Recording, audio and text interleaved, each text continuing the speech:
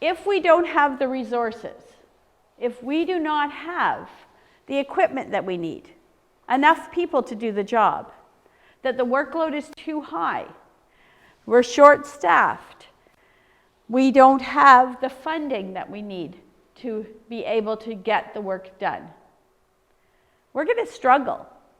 We're going to have this hopeless, helpless response. And there was a psychologist who did a study.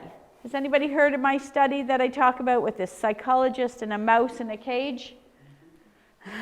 So, this psychologist did a study with mice. They put these mice in a cage.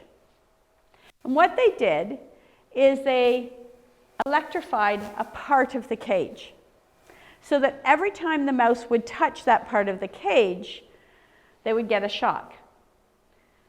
That mouse would eventually learn what part of that cage was unsafe, and they would go to the safe part of the cage. The psychologist then increased the amount of the cage that was electrified.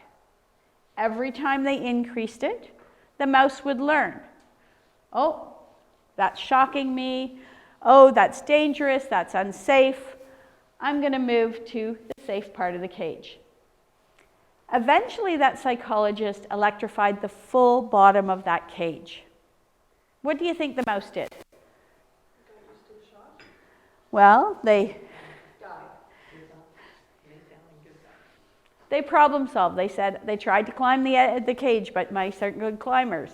They tried to get away. They tried to find a safe spot of the cage. So eventually what they did was they rolled up in a ball in the corner and they just took it. And we call that the hopeless, helpless response. And so that same response happens in your employees when they don't have the resources that they need, and they try really hard and they do their very best and they try to help out and they try to do that extra work that they need to do, even though, they stay late, they do overtime, they work harder, they start to make mistakes.